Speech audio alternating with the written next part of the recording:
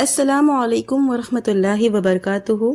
یہ اسماء حسنہ کا پارٹ 4 ہے، تو چلیے ویڈیو شروع کرتے ہیں آگے کی۔ وہ شہید ہے یعنی ہر چیز جاننے والا، اس کے علم سے کوئی چیز غائب نہیں۔ وہ اپنے بندوں کے حق میں یا ان کے خلاف ان کے اعمال پر گواہی دے گا۔ وہ قوی اور متین ہے، اس پر کوئی غالب نہیں آ سکتا اور نہ کوئی اسے جھوٹ کر بھاگ سکتا ہے۔ وہ انتہائی طاقتور ہے، اس کی طاقت کبھی ختم نہ ہوگی۔ وہ ولی ہے یعنی تدبیر کا مالک۔ وہ مولا ہے یعنی اپنے مومن بندوں کا ناصر۔ وہ مددگار اور ان سے محبت کرنے والا۔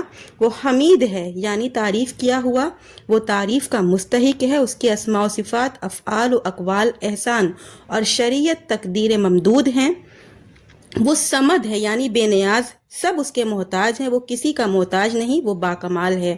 وہ قدیر یا قادر یا مقتدر ہے یعنی بہت قدرت والا، کسی کام کے کرنے سے عاجز نہیں ہے، کوئی چیز اس سے فوت نہیں ہو سکتی، وہ ہمیشہ قادر رہے گا۔ وہ وکیل ہے یعنی ساری مخلوقات کا معاملہ سنبھالے ہوئے ہے۔ وہ کفیل ہے یعنی وہ چیز کی نگہبانی کرنے والا، ہر نفس کو سنبھالنے والا، مخلوق کو روزی دینے والا، کفالت کرنے والا اور ان کے مفاد کی دیکھ بھال کرتا ہے۔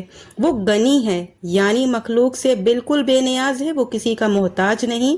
وہ حق مبین ہے یعنی اس کے وجود میں کوئی شکر نہیں، اس کا وجود اپنے مخلوق پر پوشیدہ نہیں۔ وہ مبین ہے، اس نے اپنی مخلوق کے لیے دنیا اور آخرت میں نجات کا راستہ واضح کیا ہے۔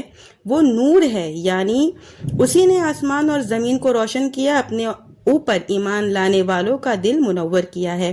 وہ ذوالجلال والاکرام ہے یعنی وہی اس بات کا مستحق ہے کہ اس سے ڈرا جائے، اس کی ثنا بیان کی جائے۔ وہ بلند مرتبے والا ہے، وہ احسان کرنے والا ہے۔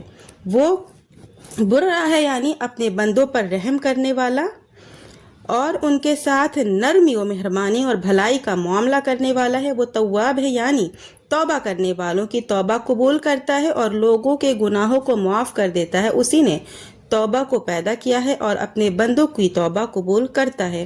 وہ غفور ہے، وہ یعنی اس کے بندوں سے جو گناہ وصادر ہوتے ہیں اس پر وہ اپنے عفو و کرم حاوی ہے، خاص طور پر توبہ استغفار کے ساتھ۔